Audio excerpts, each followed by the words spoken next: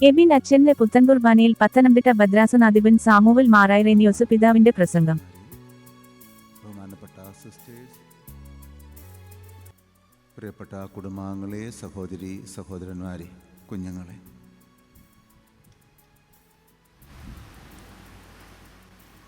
ഒരു പുരോഹിതൻ കൂടി ബലിപീഠം തീർത്തിരിക്കുന്നു, ബലിവേദിയിലെത്തിയിരിക്കുന്നു. ജീവനുള്ള ബലിയർപ്പിക്കാൻ ഈ പുരോഹിതൻ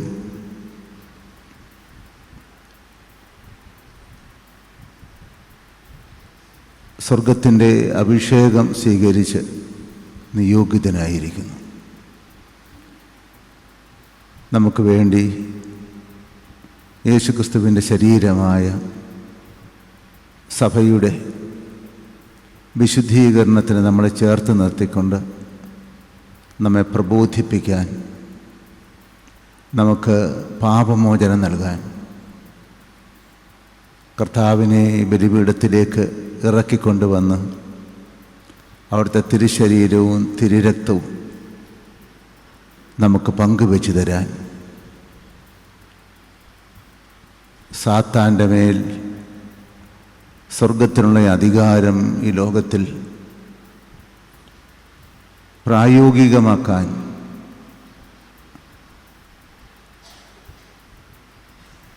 ഈ ലോകത്തിൽ ദൈവരാജ്യം പണിയാൻ ഈ പ്രിയപ്പെട്ട സഹോദരൻ നിയോഗിതനായിരിക്കുന്നു എന്ന്. ഇത് ക്രിസ്മസ് കാലമാണ്. യേശുക്രിസ്തു പിറന്നു വീണത് പുരോഹിതനായിട്ടാണ്.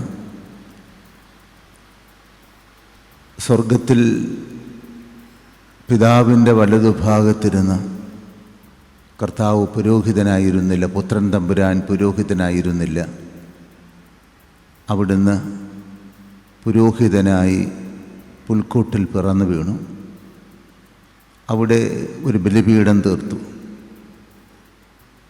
ശൂന്യവൽക്കരണത്തിൻ്റെ, തന്നെ സമർപ്പിക്കുന്നതിൻ്റെ ആ ഒരു ബലിപീഠം. ആ ബലിപീഠം പൂർത്തിയായത് തൻ്റെ സമ്പൂർണമായ ബലി അർപ്പിച്ചതിലൂടെയാണ് ഗോകുൽത്തായിൽ. അപ്പോൾ ആ ബലിയിലാണ് പ്രിയപ്പെട്ട എബിനച്ചനും പങ്കാളിയാകുന്നത് എന്നുള്ളതാണ് ഒന്നാമതായി നാം അനുസ്മരിക്കുന്നത്.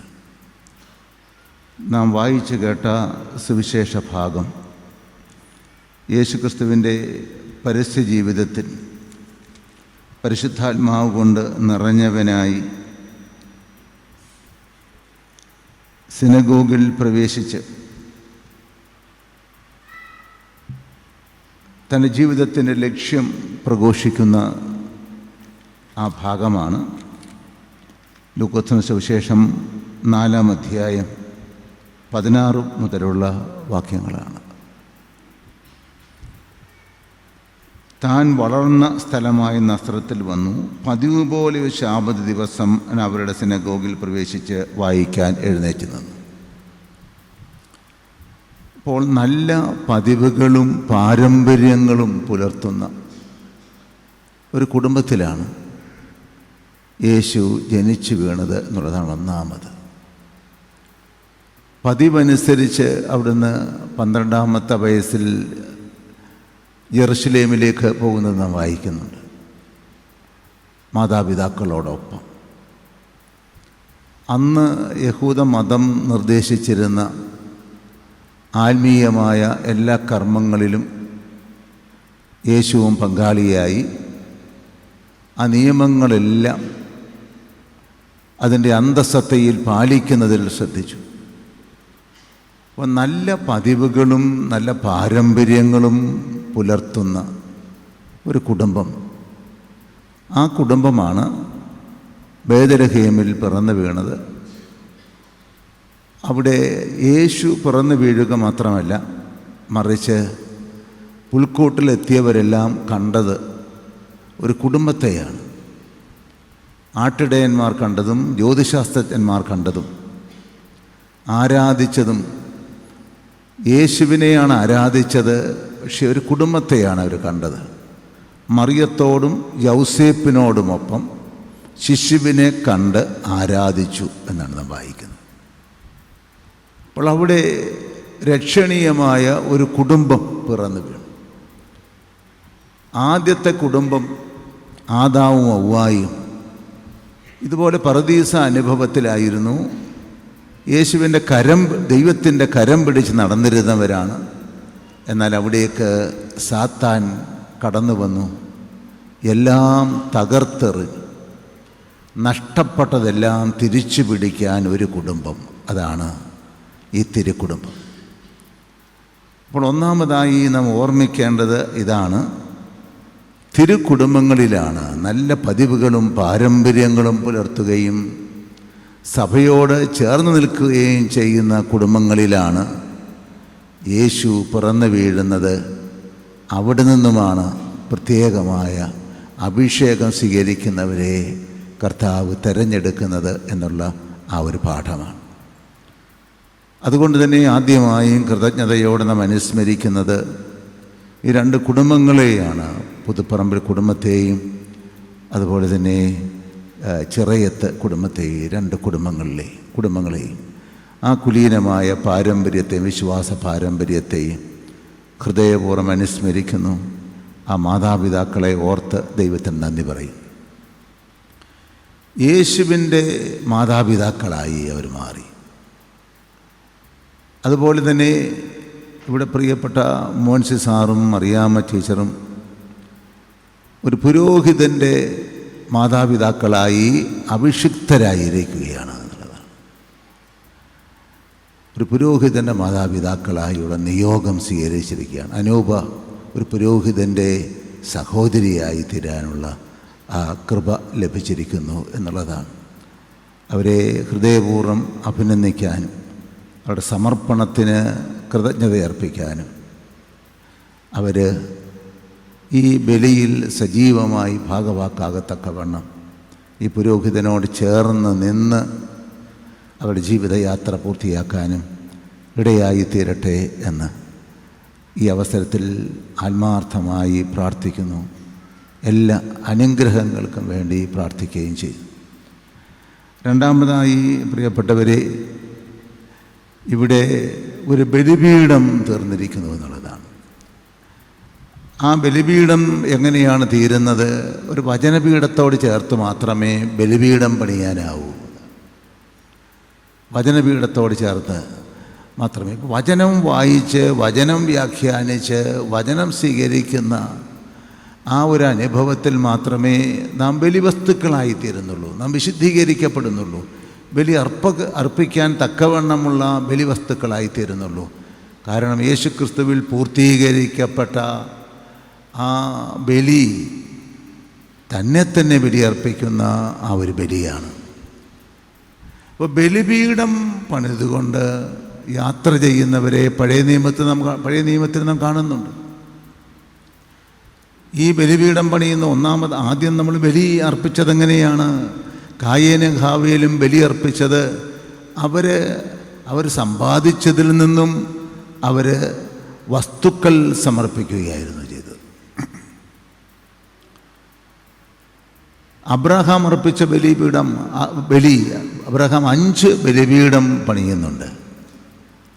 അവിടെ കൃതജ്ഞതയുടെ ബലിപീഠം, സ്തുതിപ്പിൻ്റെ ബലിപീഠം, സമാധാനത്തിൻ്റെ ബലിപീഠം, ഇസഹാക്കിനെ സമർപ്പിച്ചുകൊണ്ട് ഒരർത്ഥത്തിൽ തന്നെ സമർപ്പിക്കുന്ന ബലിപീഠം, ഇങ്ങനെ ബലിപീഠങ്ങൾ തീർത്തുകൊണ്ടാണ് പോകുന്നത്. അപ്പോൾ ബലിപീഠം എടുത്തുകൊണ്ട് യാത്ര ചെയ്യുന്നയാളാണ് അബ്രഹാം. അതാണ് ഒരു വിശ്വാസിയെ സംബന്ധിച്ചിടത്തോളം, അതാണ് ബലിപീഠത്തെ ചേർന്നുകൊണ്ടാണ് നാം യാത്ര ചെയ്യുന്നത്. നമ്മളൊക്കെ മാമോദീസായിലൂടെ അഭിഷിക്തരാണ്, പുരോഹിതരായി, അൽമായ പുരോഹിതരായി അഭിഷിക്തരാണ്. അതുകൊണ്ട് തന്നെ നമുക്കെല്ലാം ബലിപീഠങ്ങളുണ്ട്. ആ ബലിപീഠം നമ്മുടെ കുടുംബവുമായി, നമ്മുടെ കർമ്മവേദിയുമായി ബന്ധപ്പെട്ടാണ്. ഇന്ന് ശുശ്രൂഷ പൗരോഹിത്യത്തിൽ പങ്കാളിയാകുമ്പോൾ ബഹുമാനപ്പെട്ട അച്ഛനിലൂടെ നാമും ഓർമ്മിക്കേണ്ട ഒരു കാര്യം, നാമും പുരോഹിതരാണ്, നമുക്കും ബലിപീഠമുണ്ട്. അവിടെ ബലിപീഠത്തിൻ്റെ കേടുപാടുകൾ തീർക്കാനുള്ള ഒരവസരമാണ്, ബലിപീഠത്തെ വിശുദ്ധീകരിക്കാനുള്ള ഒരവസരമാണ്, നമ്മുടെ ബലി എപ്രകാരമാണ് എന്ന് പരിശോധിക്കുന്നതിനുള്ള ഒരു അവസരമാണ് എന്ന്. അബ്രഹാം ഇസഹാക്കിനെ ബലി കഴിക്കുന്നതിലൂടെ തന്നെയാണ് ബലി കഴിച്ചത്. അവിടെ ഇസഹാക്കിൻ്റെ കഴുത്തറുത്തോ ഇല്ലയോ എന്നുള്ളതല്ല, മറിച്ച് സമർപ്പിക്കാൻ തീരുമാനിച്ചു കഴിഞ്ഞതോടെ ബലി പൂർത്തിയായി കഴിഞ്ഞു. ആ ഒരു ബലി മുൻസൂചനയാണ്. അതാണ് യേശുക്രിസ്തു അർപ്പിച്ച ബലിയുടെ ആ മുൻസൂചനയാണ് എന്നുള്ളതാണ് ഓർമ്മിക്കേണ്ടത്. അപ്പോൾ സജീവമായ ബലി അർപ്പിക്കാൻ ഒരു പുരോഹിതൻ ഒരു ബലിപീഠം തീർത്തിരിക്കുന്നു എന്നുള്ളതാണ്. ആ ബലിപീഠം, ഒന്നാമതായി നമ്മുടെ ബലിപീഠം നമ്മുടെ ഹൃദയമാണ്. നമ്മുടെ ഹൃദയത്തിൽ പലതിനെയും ബലി അർപ്പിച്ചുകൊണ്ട് മാത്രമേ നമുക്ക് ഈ ബലിജീവിതത്തിൽ മുന്നേറാൻ സാധിക്കുള്ളൂ എന്നുള്ളതും ഈ അവസരത്തിൽ നാം പ്രത്യേകം ഓർമ്മിക്കേണ്ടതുണ്ട്. ഇവിടെ വചനം വായിച്ചുകൊണ്ടാണ് യേശു തൻ്റെ പതിവ് പോലെ സിനഗോഗിൽ എഴുന്നേറ്റ് നിന്ന് വചനം വായിച്ചുകൊണ്ടാണ് തൻ്റെ ജീവിതത്തെപ്പറ്റിയുള്ള പ്രഖ്യാപനം നടത്തുന്നത്. തന്നെപ്പറ്റി എഴുതപ്പെട്ടത് അവിടെ വായിക്കുകയാണ്. അപ്പം നമ്മളിൽ നിന്നൊക്കെ വ്യത്യസ്തമായി യേശുക്രിസ്തുവിൽ കണ്ടെത്താൻ സാധിക്കുന്നത് എന്താണ്? യേശുക്രിസ്തുവിൻ്റെ ചരിത്രം നേരത്തെ എഴുതപ്പെട്ടു. ഒരാളല്ല എഴുതിയത്, അനേക പ്രവാചകന്മാർ അവർക്ക് വെളിപ്പെടുത്തി കിട്ടിയ അംശം മാത്രം എഴുതി വെച്ചു. ചേർത്ത് വെച്ചപ്പോൾ യേശുക്രിസ്തുവിൻ്റെ ജീവിതം സമ്പൂർണ്ണമായി, ചരിത്രം സമ്പൂർണ്ണമായി. അനേക കലാകാരന്മാർ ഓരോ വര മാത്രം വരയ്ക്കുകയും ചേർത്ത് വയ്ക്കുമ്പോൾ അത് മനോഹരമായൊരു ചിത്രമായി തീരുന്നത് പോലെ. അപ്പോൾ യേശയ്യാ പ്രവാചകൻ തന്നെപ്പറ്റി എഴുതിയതാണ് വായിച്ചുകൊണ്ടാണ് ആരംഭിക്കുന്നത്. യേശയ്യാ പ്രവാചകൻ്റെ പുസ്തകം അവൻ നൽകപ്പെട്ടു. പുസ്തകം തുറന്നപ്പോൾ ഇപ്രകാരം എഴുതിയിരിക്കുന്നവൻ കണ്ടു. എന്നിട്ട് അവസാനം പറഞ്ഞു, ഇത് ഇന്ന് നിവൃത്തിയായിരിക്കുന്നു എന്നുള്ളതാണ് അവിടെ പ്രഖ്യാപിക്കുന്നത് എന്നുള്ളത് നമുക്ക് ഈ അവസരത്തിൽ ഓർമ്മിക്കാം. ഇവിടെ പ്രത്യേകിച്ചും രണ്ട് കാര്യമാണ് എഴുതിയിരിക്കുന്നതിന് എടുത്തു പറയുന്നത്. കർത്താവിൻ്റെ ആത്മാവ് എൻ്റെ മേലുണ്ട്, അവിടുന്ന് എന്നെ അഭിഷേകം ചെയ്തിരിക്കുന്നു. ഇതാണ് ഒരു പുരോഹിതനെ സംബന്ധിച്ച് ഉറപ്പാക്കേണ്ട കാര്യം. ദൈവം എന്നെ നിയോഗിച്ചിരിക്കുന്നു എന്നുള്ള ആ ഒരു ബോധ്യം എന്നും ഞാൻ തന്നെ ആർജിച്ച ഒന്നല്ല, ദൈവത്തിൻ്റെ നിയോഗമാണ്. ദൈവം എന്നെ അഭിഷേകം ചെയ്തിരിക്കുന്നു. 1. 2, എന്നിൽ പരിശുദ്ധാത്മാവുണ്ട്. ഒരിക്കൽ പരിശുദ്ധാത്മാവിനെ കിട്ടി എന്നുള്ളത് കൊണ്ട് എന്നും പരിശുദ്ധാത്മാവുണ്ട് എന്നൊക്കെ പറയുക സാധ്യമല്ല. പരിശുദ്ധാത്മാവിൽ നാം വളരുകയാണ്. പരിശുദ്ധാത്മാവിനെ നമ്മൾ സ്വതന്ത്രമാക്കാനും പരിശുദ്ധാത്മാവ് നമ്മിൽ പ്രവർത്തിക്കാനും നാം സ്വാതന്ത്ര്യം നൽകിയാൽ മാത്രമേ സാധിക്കൂ. ഇനി അവിടുത്തെ സന്നിധിയിൽ തുറന്നു കൊടുക്കാത്ത നമ്മുടെ ജീവിതത്തിൻ്റെ എത്രമാത്രം മേഖലകളുണ്ടാവും. അവിടെ പരിശുദ്ധാത്മാവിന് ഒന്നും ചെയ്യാൻ സാധ്യമല്ല. മനുഷ്യൻ, സ്വതന്ത്ര മനസ്സുള്ള മനുഷ്യനെ സംബന്ധിച്ചിടത്തോളം അവൻ തുറന്നു കൊടുക്കുന്നിടത്തേക്ക് മാത്രമേ പരിശുദ്ധാത്മാവിന് കടന്നു വന്ന് പ്രവർത്തിക്കാൻ സാധിക്കുള്ളൂ. അതുകൊണ്ട് പ്രിയപ്പെട്ടവരെ, നമ്മുടെ ജീവിതത്തിൻ്റെ അവസാനം വരെയും നമ്മുടെ ജീവിതം പൂർണ്ണമാകുന്നില്ല, ഇനിയും അവശേഷിക്കുന്നുണ്ടാകും. അത്രമാത്രം രഹസ്യാത്മകമാണ് നമ്മുടെ ഓരോരുത്തരുടെയും ജീവിതം എന്നുള്ളത് നാം ഓർമ്മിക്കേണ്ടതുണ്ട്. അപ്പോൾ ഇവിടെ കർത്താവിൻ്റെ ആത്മാവ് എൻ്റെ മേലുണ്ട്, അവിടുന്ന് എന്നെ അഭിഷേകം ചെയ്തിരിക്കുന്നു. ഈ ബോധ്യങ്ങൾ പുലർത്തുന്ന ഒരു പുരോഹിതന് എന്നും ഒരഗ്നിയായി മാറും, ഒരു ജ്വാലയായി നിലനിൽക്കും, നിരന്തരം ബലിയർപ്പിച്ചുകൊണ്ടേയിരിക്കും. അവിടെ സാത്താൻ്റെ മുമ്പിൽ സാത്താനെ നിരന്തരം ഭയപ്പെടുത്തുന്ന, പരാജയപ്പെടുത്തുന്ന ആ ഒരു പോരാട്ടത്തിൽ വിജയിയാകാൻ സാധിക്കണം. അപ്പോൾ നമുക്ക് ഈ സാത്താൻ ജാഗ്രത പുലർത്തുകയാണ്. ഇവിടെ ഒരു ബലിപീഠം പണിതിരിക്കുന്നു, ഇവിടെ ഒരു പുരോഹിതൻ ബലിയർപ്പിച്ചു തുടങ്ങിയിരിക്കുന്നു. അപ്പോൾ മുതൽ ഇതുവരെ ഒരു പക്ഷേ സ്വതന്ത്രമായി നമുക്ക് സഞ്ചരിക്കാമായിരുന്നു. ഇപ്പോൾ സാത്താൻ്റെ അകമ്പടിയോടെ നമുക്ക് സഞ്ചരിക്കാൻ സാധിക്കുള്ളൂ.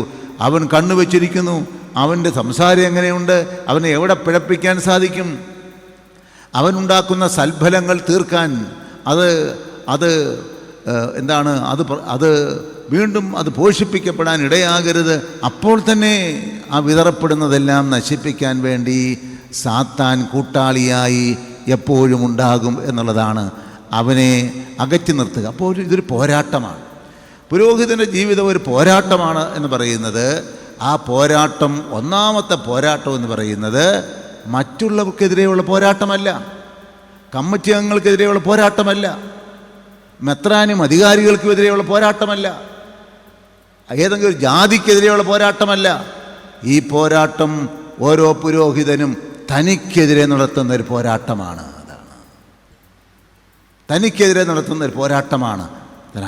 തൻ്റെ അലസതയോ തൻ്റെ തൻ്റെ കൃത്യമായി തൻ്റെ ജീവിതം ഈ ആത്മീയ ജീവിതം നയിക്കുന്നതിന് ഉണ്ടാക്കുന്ന ആ ഒരു പരാജയത്തിലോ ഒക്കെ പരാജയപ്പെടാൻ, അല്ലെങ്കിൽ നമ്മുടെ ജീവിതത്തിൽ അലക്ഷ്യമായി നമ്മുടെ ജീവിതത്തിൽ ഉണ്ടാകുന്ന തിരക്കുകൾ, ആവശ്യമില്ലാത്ത തിരക്കുകളിലൂടെ നമ്മളെ തെറ്റിക്കാനിടയായി തീരുന്നു.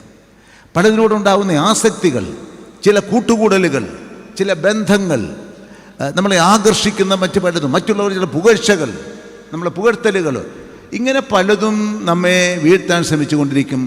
ജാഗ്രതയോടെ ഈ പുരോഹിതൻ തനിക്കെതിരെ തന്നെ പോരാടേണ്ടവനാണ് എന്നുള്ളതാണ്. തന്നോട് പോരാടി വിജയം നേടാത്ത ഏത് പുരോഹിതനും ഏത് സമർപ്പിതനും മറ്റുള്ളവർക്കെതിരെ പോരാടിക്കൊണ്ടേയിരിക്കും. അതാണ്. അപ്പം അതുകൊണ്ട് താൻ ശാന്തനാകുന്നത് എപ്പോഴാണ്? തന്നെ കീഴ്പ്പെടുത്താൻ നമുക്ക് സാധിക്കുമ്പോഴാണ്. അതുകൊണ്ട് ജീവിതം ഒരു പോരാട്ടമാണ്. ആ പോരാട്ടം, നമ്മളൊക്കെ മനുഷ്യരാണ്. അതാണ്. മെത്രാനായാലും അച്ഛനായാലും സന്യാസിനിയായാലും അവരൊക്കെ മനുഷ്യരാണ്. മാനുഷികമായ ബലഹീനതകൾക്കുള്ള സാധ്യതകളുണ്ട്. അതൊന്നും എടുത്തു മാറ്റപ്പെടുന്നില്ല. അതിന് മധ്യേയാണ് നാം ജീവിക്കേണ്ടത്. പരിശുദ്ധ അമ്മയോടൊരു കാര്യം പറയുന്നുണ്ടല്ലോ. പരിശുദ്ധ അമ്മ, ഇതാ കർത്താവിൻ്റെ ദാസി, നിൻ്റെ ഹിതം എന്നെ നിറവേറട്ടെ എന്ന് പറഞ്ഞു കഴിഞ്ഞപ്പോൾ അതുവരെ മാലാഖ ഉത്തരം കേൾക്കാൻ വേണ്ടി കാത്തുനിന്നു. അതിനുശേഷം നാം വായിക്കുന്നുണ്ട്, ദൈവദൂതൻ അവളെ വിട്ടുപോയി. അതാണ്. പിന്നെ നീ നിൻ്റെ വഴി, ആ വഴിയിലൂടെ കർത്താവിൻ്റെ അമ്മയാകാനുള്ള യോഗ്യത നീ നിലനിർത്തണം, നീ ആർജിക്കണം. അതാണ്. അതുകൊണ്ടാണ് പ്രിയപ്പെട്ടവരെ, ഈ പോരാട്ടത്തിൽ മാതാപിതാക്കളും പ്രിയപ്പെട്ടവരും ഈ പുരോഹിതനെ പിന്തുടർന്ന് നിരന്തരം ശക്തിപ്പെടുത്തിക്കൊണ്ടേയിരിക്കും. അച്ഛനൊരു ധാരാളം നന്മകൾ ദൈവം നിറച്ചിട്ടുണ്ട്. അച്ഛനൊരു ജ്വാല നൽകിയിട്ടുണ്ട്. ആ ഒരു അഗ്നി ജ്വലിക്കാനിടയായി തീരണം. നമ്മളൊരു അഗ്നി ആളിക്കെത്തിയാൽ പോരാ, നിരന്തരം വിറകടുക്കിക്കൊണ്ടിരുന്നാലേ അത് നിന്ന് കത്തുകയുള്ളൂ. ഇല്ലെങ്കിൽ നമുക്ക് പണ്ടത്തെ കാര്യങ്ങളൊക്കെ പറഞ്ഞുകൊണ്ട് നാം ഇരിക്കേണ്ടി വരും. അതുകൊണ്ട് നിരന്തരം കണ്ണീരൊഴുക്കി ഈ പുരോഹിതന് വേണ്ടി പ്രാർത്ഥിച്ച് ബലപ്പെടുത്തേണ്ടതുണ്ട് എന്നുള്ളതാണെന്ന് ഓർമ്മിക്കുക. അപ്പോൾ ഇവിടെ പറയുന്നത് എന്താണ് ജോലി? ദരിദ്രരെ സുവിശേഷം അറിയിക്കുക, സമ്പന്നരെ സുവിശേഷം അറിയിക്കുക എന്നുള്ളതല്ല. അതാണ്. സമ്പന്നരുമായി കൂട്ടുകൂടുക, അത് പണമുള്ളവരല്ല യഥാർത്ഥത്തിൽ സമ്പന്നർ. ഞാൻ പറയുന്നത് നമ്മളെ കൊണ്ട് ആവശ്യമില്ലാത്തവരുടെ പുറകെ നടന്ന് അവരുടെ സപ്പോർട്ട് നേടാൻ പോവുകയല്ല ചെയ്യേണ്ടത്, ദരിദ്രരെ തേടി പോവുക. അതാണ്. സ്നേഹത്തിൽ ദാരിദ്ര്യം അനുഭവിക്കുന്നവരുണ്ട്, കൂട്ടായ്മ ലഭിക്കാതെ വരുന്നവരുണ്ട്, ഒരുപക്ഷെ നമുക്ക് ഈ അന്ധകാര ലോകത്തിൽ വഴിയറിയാതെ കഴിയുന്നവരുണ്ട്. അപ്പോൾ ഭൗതികമായ ദാരിദ്ര്യം മാത്രമല്ല, സമസ്ത മേഖലകളിലുമുള്ള ദാരിദ്ര്യം അനുഭവിക്കുന്നവർക്കെതിരെ അവരെ ശക്തിപ്പെടുത്താൻ, അവരോട് വിടുതലിൻ്റെ സുവിശേഷം പ്രസംഗിക്കാനാണ്, മോചനത്തിൻ്റെ സമ്പന്നതയുടെ ആ സുവിശേഷം പ്രസംഗിക്കാനാണ്. അതുകൊണ്ട് പ്രിയപ്പെട്ടവരെ, ദരിദ്രരോട് സുവിശേഷം അറിയിക്കാൻ ദാരിദ്ര്യത്തിൻ്റെ അരൂപി ഉള്ളവർക്ക് മാത്രമേ സാധിക്കുള്ളൂ എന്നുള്ളത് കൊണ്ടാണ്. നമുക്ക് ഈ ലോകത്തിൻ്റെ സമ്പന്നതയിൽ മുഴുകിക്കഴിയുമ്പോൾ നാം വല്ലാതെ അത് ലയിച്ചു ചേരാനിടയായിത്തീരും. അതുകൊണ്ടാണ് ഈ വ്രതത്രയം എടുക്കുന്നത്. അതാണ്.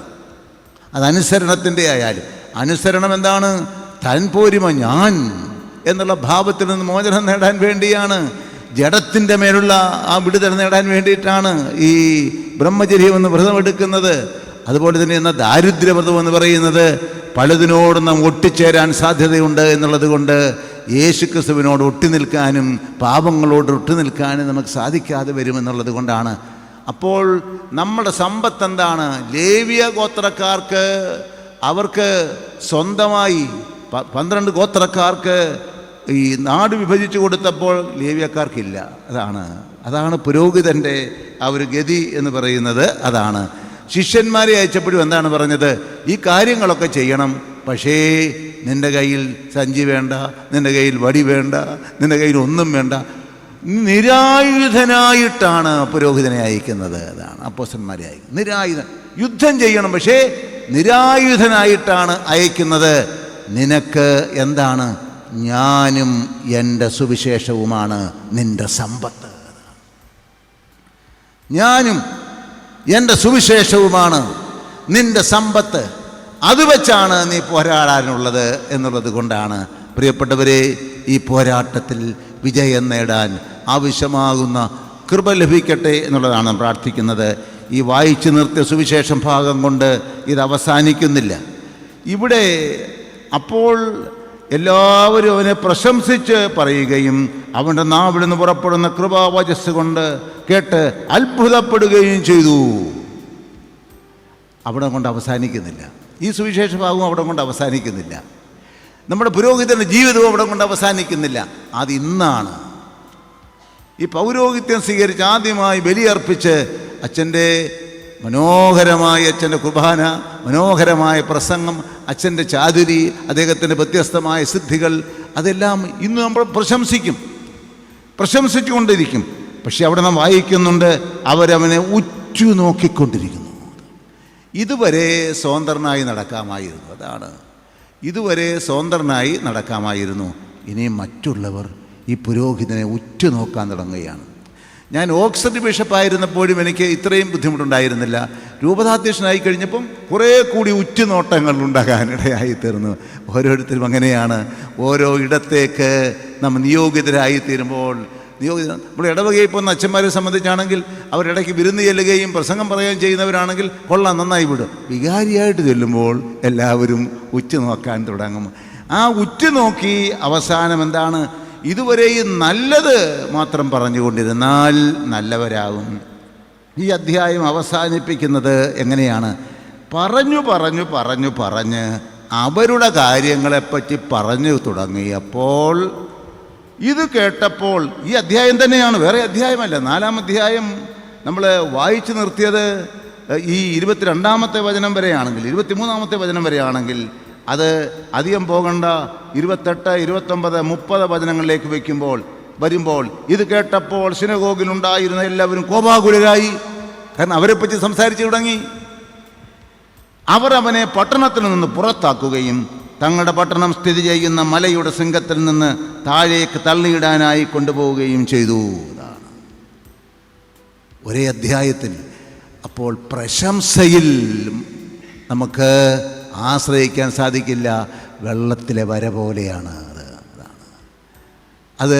ഒരു പുരോഹിതനും ഒരു സമർപ്പിതനും മറ്റുള്ളവരുടെ പ്രശംസയിൽ നാം ആകർഷകരായി പോയെങ്കിൽ പ്രിയപ്പെട്ടവരെ, നാം പരാജിതരായി. പിന്നാലെ വരുന്നത് നമുക്കെതിരെയുള്ള ഇതാണ്. വെറുതെ കല്ലെറിഞ്ഞ് വിടാമെന്നുള്ളതല്ല, അവനെ തള്ളിയിട്ട് കൊല്ലാനാണ്, കൊന്നുകളയാനുള്ള ഒരു വാശിയിലാണ് അവർ നിൽക്കുന്നത്.